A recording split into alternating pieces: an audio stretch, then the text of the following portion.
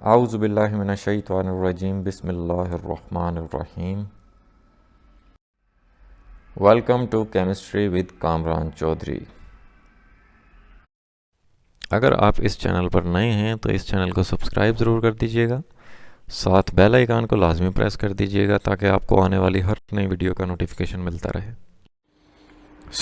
बच्चों, आज के लेक्चर में हम लोग आपकी क्लास 11 की केमिस्ट्री के चैप्टर नंबर 2 जिसका नाम है एटॉमिक स्ट्रक्चर, उसकी सेल्फ चेक एक्सरसाइज 2.2 को सॉल्व करेंगे। अभी से पहले हम लोग सेल्फ चेक एक्सरसाइज 2.1 को और 9 एग्जाम्पल्स 2.1 से लेकर 2.9 एग्जाम्पल्स तक हम लोग सॉल्व कर चुके हैं। अब जिन लोगों ने इस चैप्टर के प्रीवियस लेक्चर्स नहीं देखे तो आप चैनल पर जाएँ, वहाँ पे प्लेलिस्ट मौजूद है F22 chemistry class 11 chapter number 2 atomic structure की। वहाँ पे आपको इस चैप्टर के तमाम प्रीवियस लेक्चर्स मिल जाएंगे। अच्छा, तो आज के लेक्चर में बेसिकली हम लोग सेल्फ चेक एक्सरसाइज 2.2 को सॉल्व करेंगे। आसान तरीके से समझाऊंगा कि एलिमेंट्स की इलेक्ट्रॉनिक कन्फिग्रेशन आप कैसे करते हैं। खैर, प्रीवियस लेक्चर में हमने एग्जांपल नंबर 2.9 को भी सॉल्व किया है, उसमें भी मैंने आपको डिटेल के साथ समझाया था। लेक्चर पूरा देखना, उम्मीद है बहुत अच्छे से क्लियर हो जाएगा। ठीक है, तो चलते हैं सेल्फ चेक एक्सरसाइज 2.2 की तरफ।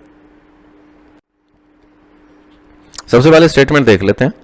स्टेटमेंट क्या है कि right the electronic configuration of calcium, chlorine and aluminium. ये 3 एलिमेंट्स हैं, कैल्शियम, क्लोरीन और एल्यूमिनियम। इनकी इलेक्ट्रॉनिक कन्फिग्रेशन राइट करनी है आपने। ठीक है, सो चलते हैं इसके सोल्यूशन की तरफ।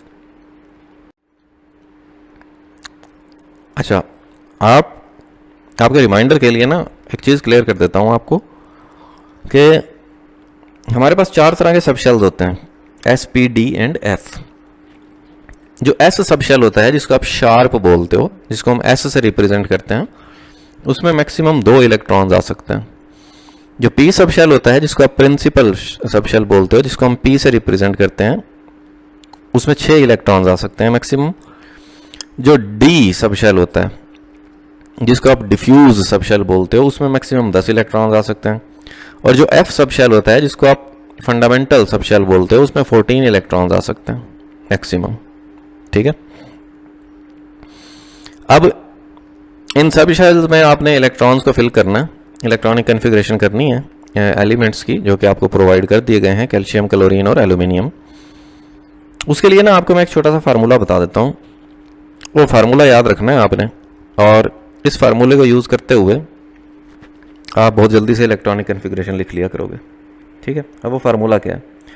वो फार्मूला है जी, स्कूल, 2 दफ़ा स्कूल, फिर पब्लिक स्कूल, 2 दफ़ा पब्लिक स्कूल, फिर डिवीजन पब्लिक स्कूल,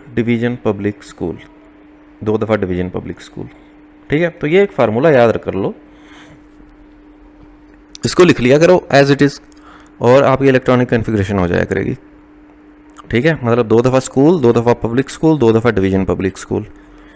सो सीक्वेंस के साथ आपने ये फार्मूला याद कर लेना है। ठीक है, आसान है, मुश्किल नहीं है। कैसे यूज़ करना है इस फार्मूले को बता देता हूँ। अभी देख लेते हैं सबसे पहले पहली एलिमेंट की इलेक्ट्रॉनिक कन्फिग्रेशन, जिसमें कैल्शियम है आपके पास। अब कैल्शियम का एटॉमिक नंबर है 20, मतलब 20 इलेक्ट्रॉन्स हैं आपके पास। तो देखो, आपने लिख लेना है स्कूल, पब्लिक, स्कूल। अब देखो, S में मैक्सिमम 2 इलेक्ट्रॉन्स आते हैं और P में मैक्सिमम 6 इलेक्ट्रॉन्स आते हैं। सो 2 + 2 + 6 10 हो गए, 10 + 2 12, 12 + 6 18, 18 + 2 20। तो यहाँ पे आपकी इलेक्ट्रॉनिक कन्फिग्रेशन कैल्शियम की कंप्लीट हो जाती है। कहाँ तक? देखो, स्कूल, पब्लिक, स्कूल। ठीक हो गया। अब फाइनली आपने राइट करने होते हैं यहाँ पे नंबर ऑफ शेल्स, मतलब यहाँ पे जो कोफिशिएंट्स लिखे हुए होते हैं 1 2 3 4। ठीक है, हमेशा याद रखना, जो S सब शेल होता है वो पहले शेल में सिर्फ S सब शेल ही होता है, मतलब S को आपने 1 से स्टार्ट करना है हमेशा। तो यहाँ पे 1 आ जाएगा, 1 के बाद यहाँ पे 2 आ जाएगा। पहले शेल में P सब शेल नहीं होता, वो सेकंड शेल में होता है, तो इस वजह से P को 2 से स्टार्ट करना है, तो यहाँ पे 2 आ जाएगा। अब देखो, 2 ऑलरेडी S के साथ हो गया, 2S हो गया, तो यहाँ पे 3S हो जाएगा। 2P भी ऑलरेडी हो चुका है, तो यहाँ पे 3P हो जाएगा। 3S हो चुका है और यहाँ पे 4S हो जाएगा। ठीक है, सो इस तरह से आपने कैल्शियम की इलेक्ट्रॉनिक कन्फिग्रेशन कर ली। या आप इसको in terms of noble gas, argon. Argon जो होता है उसकी एटॉमिक नंबर होता है 18। सो यहां से 1s2 से लेकर 3p6 तक 18 इलेक्ट्रॉन्स बनते हैं, ठीक है, जो कि बेसिकली आर्गन की इलेक्ट्रॉनिक कन्फिग्रेशन बनती है। तो इस इलेक्ट्रॉनिक कन्फिग्रेशन की जगह मैं आर्गन लिख सकता हूं, ठीक है, और ये 4s2 एज इट इज आ गया बाद में। ये हम इसलिए लिखते हैं क्योंकि आपको पता है कि नोबल गैसेस जो होती हैं वो स्टेबल होती हैं, उनका डुप्लेट या ऑक्टेट कंप्लीट होता है, ठीक है। अदरवाइज अगर आप यहां तक भी लिख कर छोड़ दें तो ठीक है, ठीक हो गया। सो ये थी कैल्शियम की इलेक्ट्रॉनिक कन्फिग्रेशन। अब हम देख लेते हैं क्लोरीन के लिए। यहां पे क्लोरीन में हमारे पास 17 इलेक्ट्रॉन्स हैं। तो school school public school public, P में फाइनली 5 इलेक्ट्रॉन्स आ जाएंगे। क्यों?